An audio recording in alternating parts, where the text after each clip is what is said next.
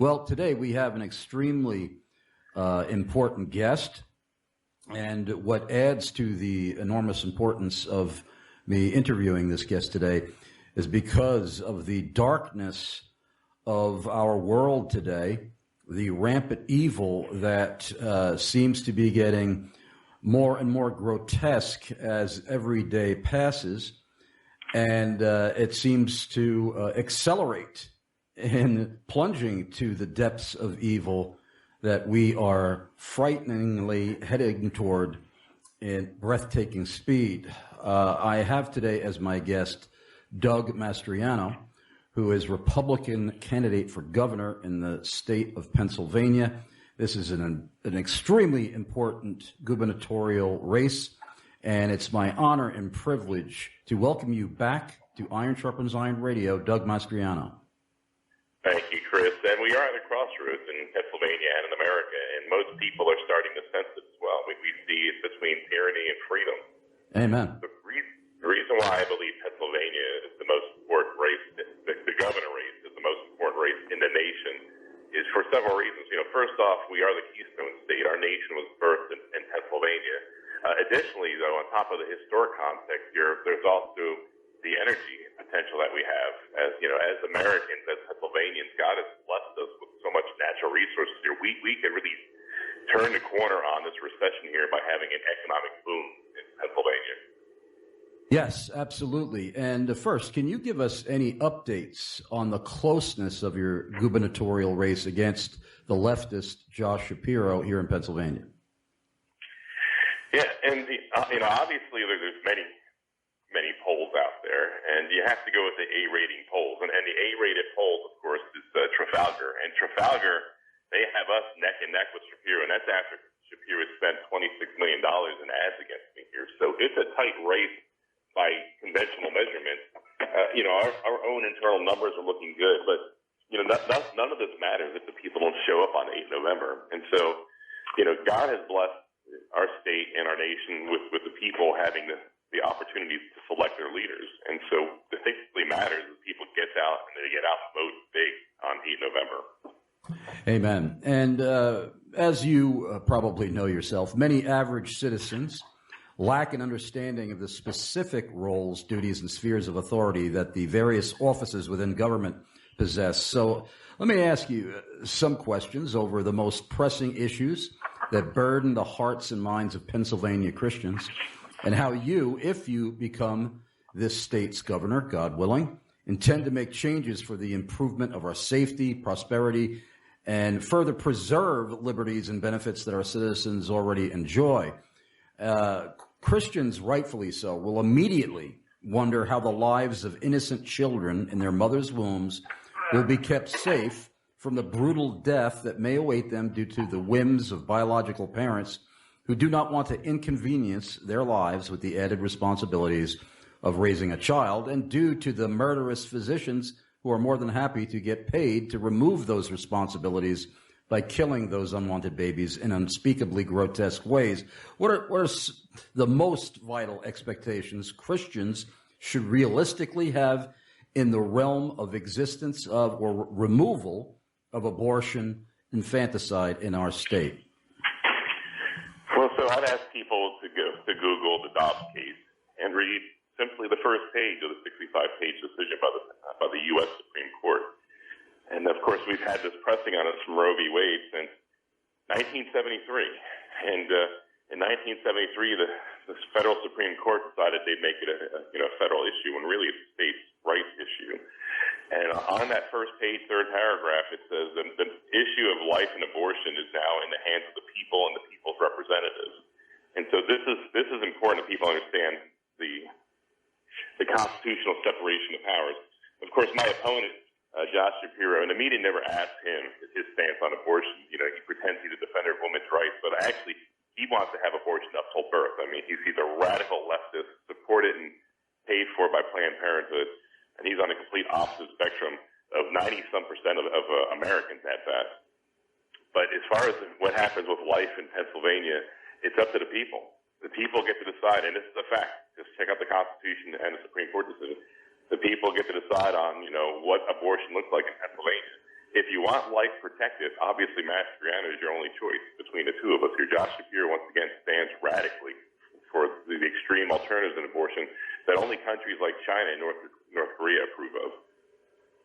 Yeah, it may surprise some of our listeners, as it did surprise me, who wonder, hey, wait a minute, why doesn't abortion become a federal crime? It is interesting to discover that murder is a state's issue when it comes to the legal process. So since we obviously we who are regenerate Christians view abortion as murder, this would go under that category of being a state's issue. Going on now, first of all, before I go to the energy industry, I just wanted to put my own 2 cents in here. As much as I do love Sean Hannity and listen to him and view him regularly and agree with most of what he says, I believe all abortion is murder and therefore should be outlawed for all reasons. Sean Hannity and others make exceptions for rape, incest, and the life of the mother. And I believe that if abortion is murder, there should be no reason why one should be legally permitted to conduct this horrific procedure, quote, quote, which is the killing of a baby. The energy industry is one of the most vital areas that provides employment and maintains wealth here in Pennsylvania. And the leftists want the heart of this state's source of prosperity to be ripped out from us. As governor, can you put a stop to this? And if so, how? So Pennsylvania is blessed by God with some of the greatest natural resources in the world. I mean, some people call us, we have the potential of being the Saudi Arabia famous for its oil reserves, but we could be the Saudi Arabia of natural gas in the world. And that's true. And so the gas God has blessed us with, natural gas, freedom gas we'll call it, the coal, and even the very high-grade oil here, it has the potential for Pennsylvanians to bring billions of dollars of wealth to our state. Now, and it's not going to happen under Wolf, and it hasn't, and it's not going to happen under Shapiro because he's beholden to radical leftists. So let me break down my plan. And so I have something called the Pennsylvania Energy Independence Act, TIDA. It's actually a Senate bill, and I'll implement this, of course, as governor with the consent and advisement of the House and Senate. And on day one, when I'm governor, when I'm sworn in, 17 January of next year, on day one, I will remove us from the Regional Greenhouse Gas Initiative called RGGI. RGGI is basically a carbon tax. And if you wondered why your energy costs went up almost by double on the 1st of June, it's because Governor Tom Wolf signed us up for RGGI. Now, RGGI's hung up in court right now, but did not stop your costs from going up. And so on day one, we're out of RGGI. Within a few weeks, in the cold winter we're going to have, hopefully you'll see the prices drop pretty significantly, so you won't have to choose between heating your homes or heating. Part two of my plan, of course, is to roll back about 8 years of Tom Wolf's regulations on our energy sector. He's put so many restrictions on our energy sector that some of these have been fleeing now, leaving for Ohio and Texas and West Virginia, where they're more energy favorable, less restrictive, less regulated. I will be opening up state lands. My goal is that we'll drill and dig like we never done before. We'll do it responsibly, of course, but we're going to do that here to bring billions of dollars into Pennsylvania. And my long-range plan, of course, is to make Pennsylvania number one in energy production nationwide. To facilitate that, I have my eyes on 2 pipelines that will get the energy, especially the freedom gas, to the ports of Philadelphia and also one off of Erie. My goal is 2 modernized liquefied natural gas terminals, especially one off of Philly. And so then we become a multi-billion-dollar exporter of gas, natural gas, to Germany and Poland and the Baltic nations as well. Right now, the Germans are stuck on Russian oil and gas. The Germans are paying about $2 billion a month to buy oil and gas off of Vladimir Putin. That money should be coming to an ally like America and into Pennsylvania. So what? Whether you live in an energy area of the state or not is irrelevant. What that's going to do, my Pennsylvania Energy Independence Act here, is bring billions of dollars, many high-paying jobs and supporting jobs, of course, will come in. We're looking at maybe 250,000, 300,000 more jobs, bringing stability to our economy and making the world safer for us. Because if we're not relying upon Russian oil and gas. I'm talking about we and our allies. Or we're not out there begging for the Saudis to increase oil production. Biden is doing that and going, hat in hand over to the Venezuelans as well. We could do this ourselves. Yeah, this is, it's just palpably insane how leftists are maintaining any level of popularity here in Pennsylvania when the very heart of our existence financially lies within the energy industry. It's just, to me, it's absolutely mind-boggling. And another thing, one of the very key reasons that government even exists in our lives is to protect our citizens from harm by evildoers. However, leftists are in a rapidly increasing degree doing all they can to protect the evildoers and make the law-abiding even more vulnerable to physical harm and death, and more likely to be the victims of violent crimes. As governor, what can you do to reverse this? It's interesting. My opponent is Josh Shapiro, and he's been the Attorney General of the state of Pennsylvania, our Commonwealth, for 6 years. And as the Attorney General, he is the senior law enforcement official of the state. So that means he's responsible for crime and law and order. And on his watch, and John Adams, our second president, said facts are stubborn things. On Josh Shapiro's watch, he's failed us. Crime has almost doubled. It's nearly 40% higher since when he came in office in 2016. On his watch, for example, facts are stubborn things, Philadelphia. Josh Shapiro's first year in office, 277 homicides. Last year, 562. We're on the path for 600 homicides in Philadelphia this year alone. It's so high that the grave diggers are having trouble keeping up, burying mostly teenagers that have caught in the crossfire, and some kids just made a stupid choice. On his watch, we're the fourth highest in fentanyl deaths. On his watch, we have the only open-air drug market where people are shooting up in public spaces down in Philadelphia, Kensington. My wife and I were there just a few days ago without cameras. I don't do stunts. I wanted to see myself. It's horror. We have 12 to 15 people a day dying in Pennsylvania from overdose deaths. This is one of the fourth highest in the nation.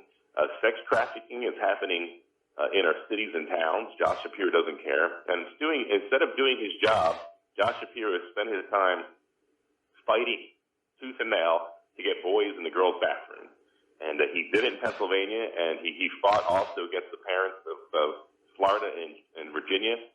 This time last year, thanks to Josh Shapiro, in part with his amicus against the parents of Virginia, a girl in Loudoun County, Virginia, was raped, a 15-year-old girl. The school board tried to cover it up. The dad was upset. This time last year, he confronted the school board publicly, and they hauled him out in handcuffs. That's life under Josh Shapiro. Instead of doing his job, he sued every parent and every kid in the state to keep your kids masked up. So remember the suffering of your kids and grandkids with these ridiculous science-denying mask edicts. Josh Shapiro is behind that, supporting his close and dear friend Levine and Wolf, fighting against the families of the state here. Josh Shapiro filed a dismissal motion against a Chester County mom who is suing the state to get these pornographic, terrible books out of elementary school libraries. They're so disgusting that Twitter puts a advisory warning on there, but there's no warning for the kids in the schools. Josh Shapiro wants that case thrown out here. Josh Shapiro does not believe the parents should have a right to their kids' education. Instead of doing his job, he's sued to keep your business shut down. And then finally, on top of all this, while we're going through all this pain and suffering, Josh Shapiro is fighting against the people of Pennsylvania and restricting our freedoms. He went on to sue the Little Sisters of the Poor, a holy order from the Roman Catholic Church here dedicated to helping the most needy in our society. He sued them all the way to the U.S. Supreme Court over a religious issue. Absolutely amazing. Since you mentioned the bathroom issue, when it comes to the old saying, if you give an inch, they will take a mile, Christians have never seen this adage more vividly proven to be true than in the satanic levels of the evil so-called LGBTQ wing of leftism has inflicted upon innocent children. It has gone far beyond drag queens reading storybooks to prepubescent kids in libraries. Depraved parents are legally using their precious confused children as laboratory rats and are irreversibly having dangerously demonic men and women in white coats sexually mutilate them pharmaceutically and surgically. How can you, as governor, eradicate this hellish behavior from our state? Well, the Children's Hospital of Philadelphia is caught on tape talking about how they are doing gender transitions, quote unquote, for teenagers. Young people who are going to be suffering from vasectomies and other surgeries that are irreversible in a time of life where if they're abused, obviously that they're struggling through hard issues. There was even an admission that some of those being targeted are those living on the street or in the foster care system. I mean, this is child abuse. And so on day one, executive order is going to be signed, ending gender reassignment surgeries for those, under 18. I mean, if you're an adult and of sound mind and you want to do something, that's up to you. But, it should not be kids who are caught in the midst of abuse. We've seen many, many testimonies of people here that have regretted decisions, and they don't feel like they had all the information given to them. On day one, I stand with all the girls and going to our schools across the state here. I stand for their safety and protection. And I can't imagine, being a girl in school and, deciding whether you're going to use the bathroom or not if you have enough friends with you to protect you because there might be somebody hiding in there, like in Loudoun County, Virginia. That's a fact. That we've allowed this to go so far here where most parents in the school, parents want to have their kids safe. So on day one, there'll be no more boys in the girls' bathroom. On day one, I stand with female athletes. Let me break this down here. So Tom Wolfe and Josh Shapiro think it's a great idea to have follow the science, biological males participating on the girls' team, and not just participating, but stealing away scholarships and opportunities. Women have only had the right to vote for 102 years in America, and female athletics have only recently achieved the similar opportunities and scholarships and awards and opportunities in the past few years, thanks to 50 years of sacrifice under Title IX. Title IX had its anniversary this past June. And Josh Shapiro wants to roll back the clock 50 years on women's achievements in athletics by having biological men be on the girls' team. Let's think about this for a second. You have athletes in your family, the sacrifice that goes with that. And now you bring on biological males. There are male high school runners faster than the fastest female athlete in the world. I mean, there's significant strength and biological skeletal issues and advantages guys have. We saw Thomas, of course, in the university here in Pennsylvania, jump on the girls' team, ranked almost 500, 467, I think, on the men's team. Decided to go on the girls' team, is now setting records and stealing scholarships and opportunities away from female athletes, lady swimmers, with all the advantages that a guy has with bigger hands, stronger muscles, bigger lungs, bigger feet. This all matters in swimming competition. We saw when it kicked off in that one race, and Thomas had like a 3 foot longer jump just with the leg strength alone. And so on day one, I stand with female athletes, and there'll be no more boys on the girls' team. I mean, it's one thing if it's a co-ed team here, but this is apples and oranges. And my opponent, Josh Shapiro, rejoiced and cheered when Governor Wolf vetoed our bill. It is so bad in Pennsylvania that I was giving remarks in defense of this bill on the floor of the Senate in Harrisburg back in June. I'm standing there saying we need to end male domination of female sports, end this patriarchal reign over women athletes. And I actually stopped, and you can watch my remarks on the Senate page. And I'm like, man, you sound like a radical feminist. And I looked over to the Democrats, and I made an appeal to them. I said, where are the feminists? And they were not there. They almost unanimously voted against this bill, particularly with women athletes here. So Josh Shapiro wants to pretend to be the champion of women's rights, what have you. He's the furthest from any champion of female rights that you can imagine. Yeah, that's the amazing thing about issues like this. Even decades ago, where you would very rarely see feminists and conservative evangelical Christians become allies on anything, but even decades ago, the pornography issue started to rise up some interesting allies with feminists and conservatives. And today, this is even more of a stunning issue that has brought together unlikely bedfellows, as they say, where we have feminists and conservative evangelicals linking arms to fight the atrocity not only of men, biological men competing against women in sports, but even the aforementioned bathroom issue and other issues where women are rightly looking at what the left is doing and seeing it as a very threat to womanhood. Am I right? Yeah, it is true. I mean, we're seeing this uneasy but rightful alliance now between ladies that have been fighting for women's rights here for the greater part of their lives, and now coming over to the Republican Party. And the breaks are pretty defined. If you think about this here, we're seeing now the Latino population, breaking for Republicans almost 60%. We're seeing a huge breakthrough with the Latino population in Philadelphia for me, as well as Lancaster and elsewhere. And we saw Congresswoman Flores win that one seat in Texas on the border of Mexico. She was born in Mexico. She immigrated legally to America.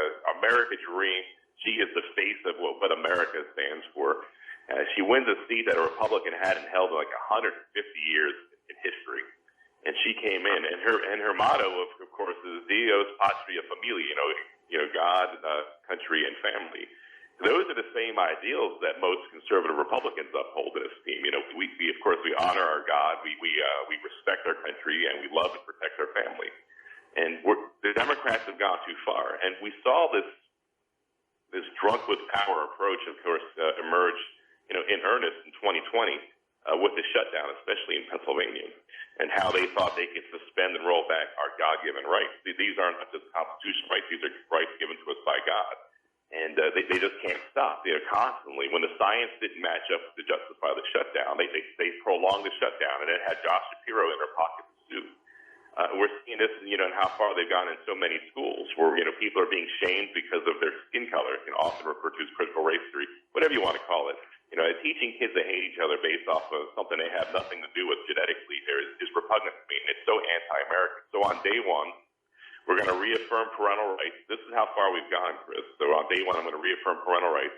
We're going to fight like heck with the General Assembly to, of course, get school choice. The irony is people like Josh Shapiro are good with school choice for themselves, just like Obama, that they can afford to send their kids to the most elite, esteemed, costly schools in the nation. Shapiro, he can afford it. He's a wealthy man. He has his daddy's wealth. Wants for nothing, and he sends his 4 kids to a school that costs between $30,000 and $40,000 a pop per kid. What about the parents in Philadelphia? Parents in Philadelphia, 88% of them are for school choice. Don't believe his doublespeak. He's in the pocket of the school union. So if you believe in school choice, the only choice is Mastriano. If you want to, parents, if you want to have say in your kids' education, your only choice is Mastriano. If you want to have transparency with curriculum, I'll be ordering my Secretary of Education to direct the schools to post all the curriculum online for the parents to review. Because obviously one of the few benefits of the COVID shutdown was zooming in for classes, and many parents were appalled to see what their kids were being taught. Now, when I see the lawns of my neighbors littered with the signs promoting the candidacies of your leftist opponent and all the other enemies of the core principles that gave birth to our nation, I am utterly baffled, and I find it extremely difficult to believe these neighbors genuinely believe themselves their lives are improving in any way under the rapidly increasing weight of the leftist tyrannical regime. And I know you're not a mind reader, but what could possibly be the motivation for the suicidal insanity that keeps electing our nation's worst enemies into political office, and how races like yours against Josh Shapiro could even be remotely close? Yeah, it is a bit interesting to me. And I just speculate. I have some one-offs here and there. Some of these folks here that are so dedicated to this cause, they have a steady income. They're wanting for nothing. And it was about a third of the population during the shutdown that they were out there not only ardently fighting in support of Governor Wolf's supreme powers of shutting down all the businesses willy-nilly that he thought were not essential, but then being complicit in oppressing their neighbors, to wear a mask, and calling in businesses that decided they're going to let their customers choose whether to wear masks or not. And that you're always going to have that 30% of the population that's just blindly loyal to the Democrat Party. So we are seeing a huge break, elsewhere. The so-called, Rust Belt Democrats, the working class Democrats. The Democrat Party's left them behind. I mean, they're realizing this is no longer the Democrat Party of their parents and grandparents. As you can imagine, many of my Italian ancestors in America were Democrats. This is not the same party, that they were part of that actually tried to fight for the little man. Now it's actually the Republican Party. The roles have switched here, and the Democrats are the party clearly of the great, giant, powerful people in, pharmaceuticals and of course, the high tech offices and what have you. And this is demonstrable by simple voter registrations in our state. Before COVID, the Democrats had a 2 million registration advantage in Pennsylvania. Really not a purple state back then. But since Tom Wolf and since Josh Shapiro's reckless policies on letting criminals out, almost 10,000 since he's been in office, by the way, they've lost two-thirds of that number. They're down from a 2 million advantage before COVID to about 400,000 right now in Democrats. And many of these are switching every month to either independent or Republicans because they can see that the Democrat Party is drunk with power. If you want to raise your kids with the same freedoms that you and I had, the only choice on this is Mastriano. The Senate race cannot affect your life in Pennsylvania. The governor race is everything in Pennsylvania. We have to win it.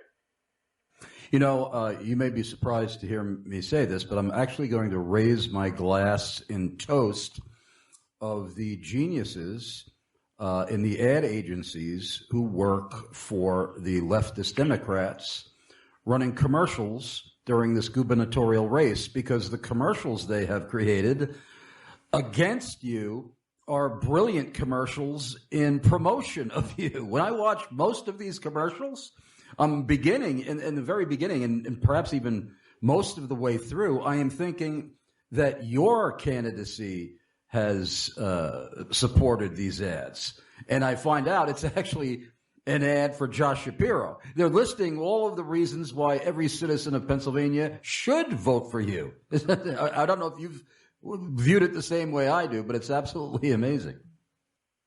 Yeah, Napoleon said, never interrupt your enemy when he's making a mistake. And so back when I first started seeing these ads, back in May, when it was, Shapiro, hats off to the Democrats. They see, unlike the major Republican organizations in the state, they see that Pennsylvania is everything. And they've poured in $30-some million, mostly dark money from dubious sources, into Shapiro's campaign. For us, it's mostly the people. It's the people from across the nation that are rising up. It's small dollar donations. They go to DougForGov.com and they're helping us out to run our ads. But they've gone too far. When these ads started running in May, I thought they were too hard, too heavy, too extreme, too over the top, too much, and that in the end it would backfire. And that's exactly what's happening. We're told that that this is like the days where you could buy elections, but you can't. People have been. Every person that I know of has been affected in some way adversely from Democrat policies, whether it's from the COVID shutdown or whether it's from failed economic policies now that you have to choose between eating and eating. You don't have enough money to put gas in your car here. You're trying to make ends meet. You're deciding between food and medicine. These are real tabletop issues at the kitchen table that are talked about at nighttime. And the Democrats are out there fighting for these peripheral things that really don't affect people directly unless their lives are comfortable. And so that's why we're going to see a big victory here in Pennsylvania. I keep getting asked before we go, because I know that you have to leave us early, but people keep asking me if I think we can expect an honest victory in this election, no matter who wins. And I know that to dare question the integrity of the elections that took place where the left was voted into power, to dare question that they were actually voted into power is high treason these days. It's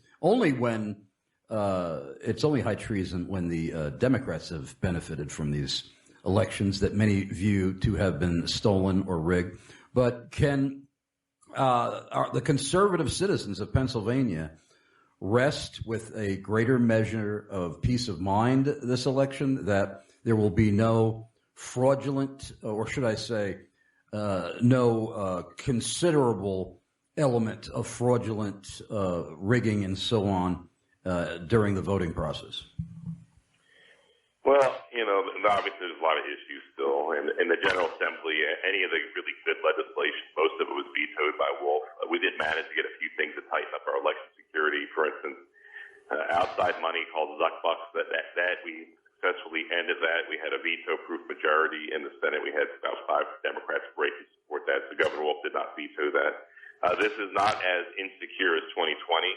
There's still many issues. So the way ahead, if you really are concerned about this, oh, Doug, I don't know, my vote's going to count. Well, do something about it. And so go to DougForGov.com and sign up to be a poll watcher. And we will train you to be what to look for if there's any laws violated. We'll train you on who to contact to have the issues resolved, including a team of attorneys we'll have handy. Glenn Youngkin showed us the way ahead in Virginia. They had the same, similar concerns, not quite the same, similar concerns in Virginia last year, and yet he won. And he won is because instead of the Republicans just, wringing their hands and shaking their fists at the TV, they volunteered to be poll workers, and he had 95% of the polls covered. And I need 20,000 people to step up. I want 2 at every poll in Pennsylvania. And that's the way we ensure safe and secure elections with transparency. Well, he said it, folks. The website is Doug4Gov, Gov.com. Doug4Gov.com. And I want to thank you so much for squeezing Iron Sharpens Iron Radio into your very busy schedule. And I look forward to your return after your victory so that we can both celebrate together, you being the new governor of Pennsylvania. Thank you for having me on, and let's all do our part. Thank you, brother. Amen. Well, God bless you, Doug, and we'll talk to you soon. And don't go away, folks.